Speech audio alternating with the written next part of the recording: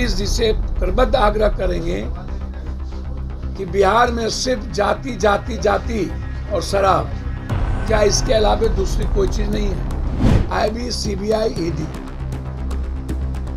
ये सारे लोग चुनाव के समय ही इतनी तत्परता क्यों दिखाते?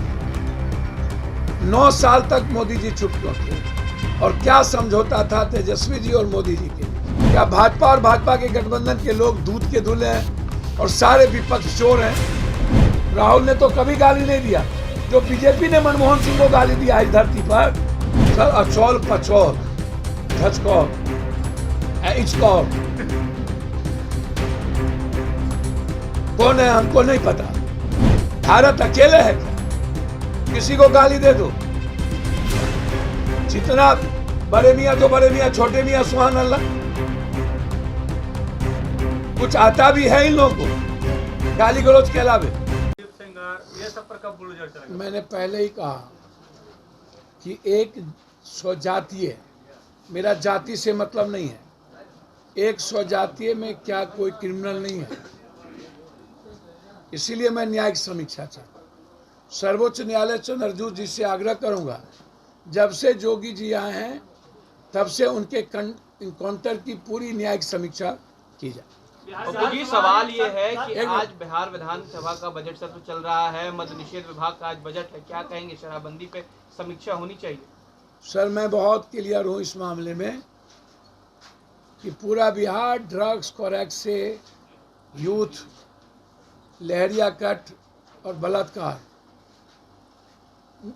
इस कदर फैला हुआ है, ये जहर हो चुका है बिहार के लिए, और जहरीली शराब जहर हो चुका है। हम नीतीश जी से प्रबद्ध आग्रह करेंगे कि बिहार में सिर्फ जाति जाति जाति और शराब, क्या इसके अलावा दूसरी कोई चीज नहीं है। जहरीली शराब को आप बंद कैसे करेंगे, ये सबसे बड़ा सवाल है, शराब से पहले। तो आज सबसे बड़ी समीक्षा ड्रग्स पे, आप गुटखा पर भी कई चीज पर बैन किए थे, सब ओपन चल रहा है, तो उस पर चर्चा क्यों नहीं होती? हमेशा शराब पर चर्चा क्यों होती? और मेरा मानना है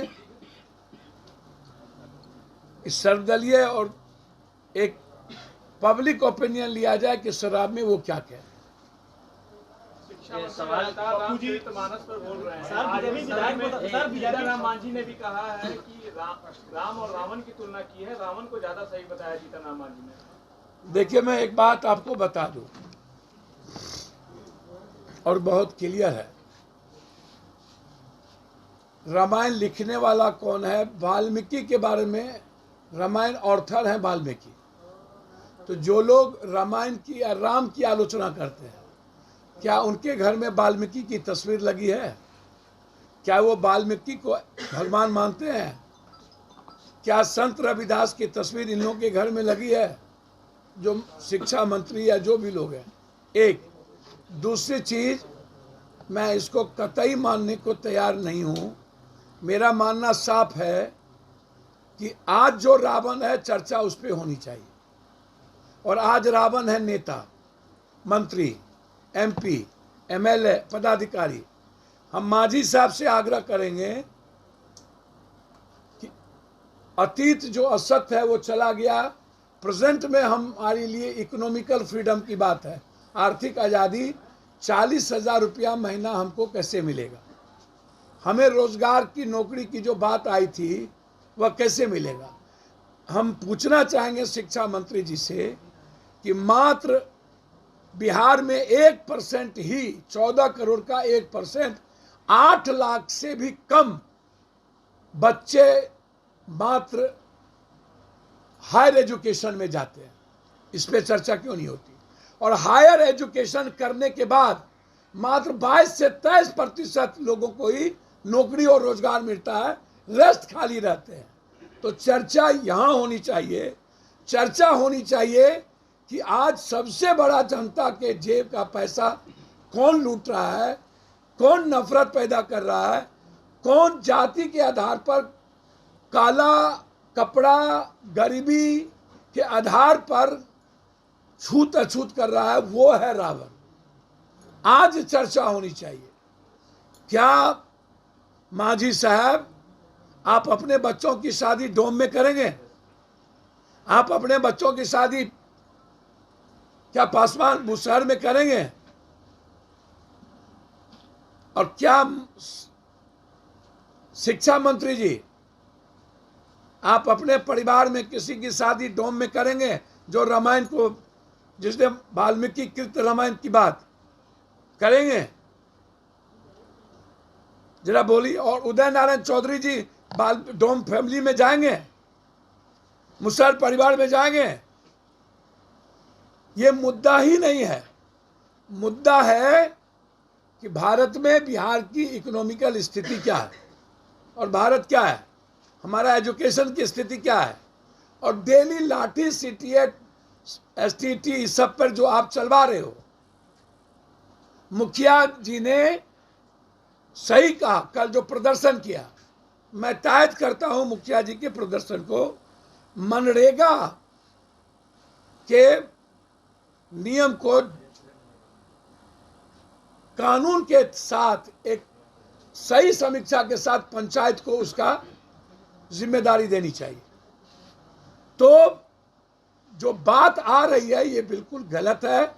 लगातार गलत जो बिहार में रोजगार की बात चल रही थी, नौकरी की, उसको ढकने के लिए इन सब बातों को लाके विवाद खड़ा किया जा रहा है। 25 तारीख को सर बीजेपी विधायक ने बुलाया है। हाँ? 25 तारीख को सीबीआई ने तेजस्वी को बुलाया है पूछताछ के लिए, क्या लग रहा है? सर मैं एक बात बोलूं, देखिए कानून क्या करेगी वो जाने, मेरा इसमें सीधा सवाल है, क्या आईबी, सीबीआई, ईडी ये सारे लोग चुनाव के समय ही इतनी तत्परता क्यों दिखाते हैं? 9 साल तक मोदी जी चुप क्यों थे? और क्या समझौता था तेजस्वी जी और मोदी जी के बीच? पहले वो बता दें। नीतीश कुमार जी से गठबंधन नहीं हो इसीलिए आप रोक के रखे थे 4 सीट, और जैसे ही गठबंधन हुआ 24 के लिए आप टारगेट कर रहे हैं सबको। तो क्या ये तरीका सही है? येदुरप्पा या मध्य प्रदेश का सरकार गिराना, कर्नाटक का सरकार गिराना, महाराष्ट्र का सरकार गिराना, क्या ये सीबी और ईडी के तहत नहीं आ रही है? क्या भाजपा और भाजपा के गठबंधन के लोग दूध के धुले हैं और सारे विपक्ष चोर हैं? और चोर हैं तो शरद पवार जी के भतीजे रातों रात चोर से अच्छे हो जाते हैं, और ममता दीदी का सारा जो बीजेपी जाता है अच्छा हो जाता है, और जो बीजेपी को एक्सेप्ट नहीं करता है वो चोर हो जाता है। तो 25 तारीख को कोर्ट में जाएंगे, कोर्ट तय करेगी क्या होना है, उस पर मेरा नहीं। लेकिन जिस तरीके से सीबीआई का जो तरीका है उसका हम निंदा करते हैं, और वो सही तरीका नहीं। राहुल गांधी से माफी की मांग हो रही है संपत्ति को अर्जित करना कहाँ तक सही है? राहुल गांधी सर क्या तेजस्वी यादव के और लालू यादव के पास इतना संपत्ति है? 5 करोड़ गिरिराज सिंह के पास नहीं था? क्या भारत के और लोग नहीं थे? और नहीं थे? सारे लोगों के पास। अब यूयू की जांच सारे मंत्री से नीतीश कुमार जी डर किससे रहे? यूयू की जांच बीजेपी की 17 साल रही, उसकी जांच क्यों नहीं कर रहे? कौन नेता है जिसके पास पैसा नहीं है? जिसका पैसा जमीन, मॉल, शराब, दुनिया के सारे चीजों में लगे हुए हैं? कौन बड़े पत्रकार है जिसके पास पैसा नहीं है? कौन बड़ा घराना है कॉर्पोरेट जिसका अच्छा माला चलमाला बिल्डिंग है? सबकी समीक्षा हो। समीक्षा से लालू यादव का हो क्या? और लोगों की समीक्षा नहीं होनी चाहिए? गलत है अर्जित करना। नेता तो पैसा के लिए चुनाव लड़ते हैं, अर्जित करने के लिए। कहां से 20 करोड़ रुपया खर्चा, 100 करोड़, 100 पे 200 करोड़ खर्चा होता है? तो सबसे पहले अर्जित तो मोदी जी और अमित शाह जी की है। अदानी ने दुनिया का सबसे पहले ईडी अदानी को जाए। गलत तरीके से अदानी अंबानी ने पैसा किया है। बारे वाह, बोलिए। राहुल गांधी से माफी की मांग हो रही है जो उन्होंने विदेश में। देखिए एक बात सुनिए, आपकी क्या राय है? राहुल गांधी जी नेहरू, इंदिरा और मोतीलाल का न खानदान है वो। ये लोग तो आज ना पैदा हुआ है। डेमोक्रेसी, लोकतंत्र और भारत के संविधान और उसके प्रेम की रक्षा के लिए राहुल गांधी जी, इसके पहले बीजेपी ने हर इंडेक्स पर हर दुनिया में जाकर मनमोहन सिंह को गाली नहीं दिए। राहुल ने तो कभी गाली नहीं दिया। जो बीजेपी ने मनमोहन सिंह को गाली दिया इस धरती पर, उतना गाली तो किसी ने दिया। कौन गाली नहीं दिया? मोनी बाबा से लेके कौन? क्या नहीं कहा विदेशों में?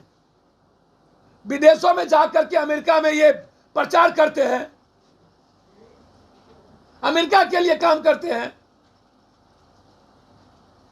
विदेशों में जाके अदानी जी को ले जाकर के एसबीआई का थोड़ा पैसा विदेश को जाकर के इसके ठेका के लिए देते हैं। इससे बड़ा काम गलत राहुल गांधी ने किया है। इकोनॉमिकल ऑफेंस नहीं ना है। हर प्लेटफॉर्म पर इंडिया की बात रखने का राइट है।